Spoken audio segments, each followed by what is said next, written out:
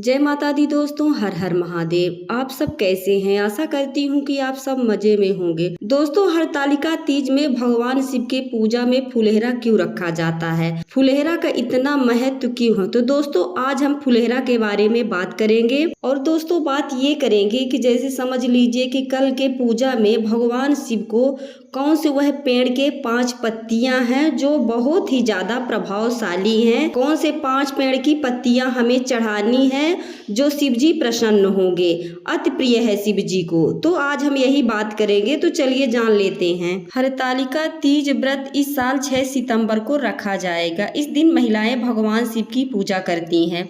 इस दिन मिट्टी के पार्थिव शिवलिंग के साथ फुलहरा बनाया जाता है, जिसका बहुत ज्यादा ही महत्व है। हरतालिका तीज पर सुहागिन महिलाएं अपने पति की लंबी उम्र के लिए निर्जल व्रत रखती हैं। इस दिन माता पार्वती और भगवान शिव की पूजा की जाती है। लेकिन यह पर्व फूलों से तैयार मंडप के बिना अधूरा है।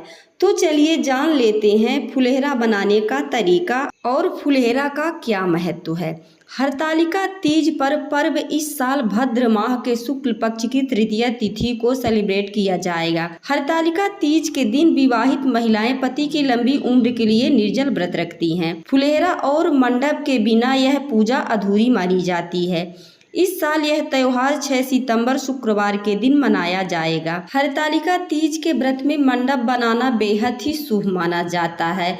इसे आप घर में बनाकर तैयार कर सकती हैं। तो चलिए जान लेते हैं कि आप अपने हाथों से फुलहरा तैयार करेंगी, उसका महत्व क्या होता है। जैसे पार्थिव शिवलिंग का निर्माण करते हैं आप अपने हाथों से, तो उसका महत्व और ज्यादा बढ़ जाता है। उसी तरह फुलहरा बनाने का भी महत्व बहुत ज्यादा बढ़ जाता है। हरतालिका व्रत की पूजा करने में बालू मिट्टी का शिवलिंग बनाना चाहिए। शिव की आराधना करनी चाहिए।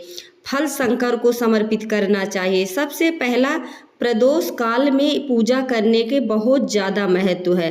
रात तक इसे न टालें। इनमें फुलहरा का दर्शन का महत्व बहुत ज्यादा बताए गए हैं। तो सबसे पहला पूजा तो प्रदोष काल में कर लेना चाहिए। रात तक इसे ना टालें। प्रदोष काल में सबसे पहले फुलहरा बना लीजिए।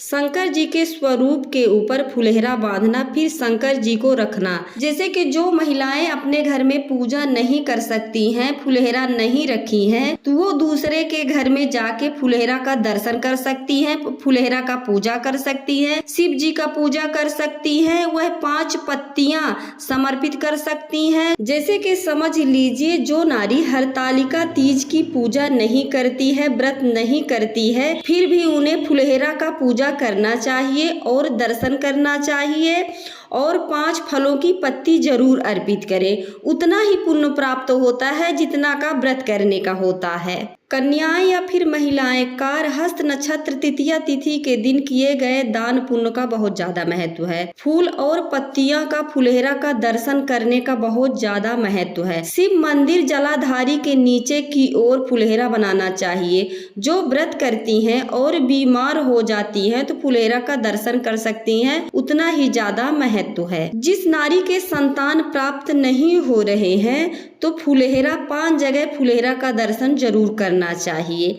अगर वह 5 जगह फुलहरा का दर्शन करती हैं तो जरूर भोलेनाथ उनकी गोद भरेंगे। शिव पुराण की कथा कहती है कि सिर्फ फुलहरा का दर्शन करने से लाभ मिलता है। इसके दर्शन से गलती भगवान क्षमा कर देते हैं। अगर काशी या फिर सोमनाथ नहीं जा सकते हैं तो सिर्फ फुलहरा के दर्शन से सभी फल मिल जाते हैं। शंकर भगवान की अर्चना करने से सभी फल प्राप्त हो जाते हैं। तो चलिए जान लेते हैं कि कौन से पत्ते शिव जी को चढ़ाना है। पहला है अशोक के पत्ते, पान के पत्ते, केले के पत्ते, समी के पत्ते और नीम के पत्ते। अशोक के पत्ते चढ़ाने से शांति प्रिय जीवन होता है। पान के पत्ते चढ़ाने से स्पर्श करने से प्रेम में वृद्धि होती है। केले के पत्ते चढ़ाने से सफलता मिलती है और समी के पत्ते चढ़ाने से धन की प्राप्ति होती है। बालू के शिवलिंग पर इस तरह की पत्तियां एक एक करके उल्टा समर्पित करना चाहिए। पत्तियां उल्टी समर्पित करनी चाहिए और फूल सीधे चढ़ाना चाहिए। फूल उल्टा कभी भी नहीं चढ़ाना चाहिए। अगर आप इस प्रकार की पत्तियां 5 पेड़ के चढ़ाते हैं तो भोलेनाथ बहुत ही प्रसन्न होते हैं। दोस्तों, हमारी जानकारी आप सबको कैसी लगी? यदि अच्छी लगती है तो कमेंट में जरूर बताइएगा। एक नई जानकारी के साथ फिर मिलूंगी। हर हर महादेव।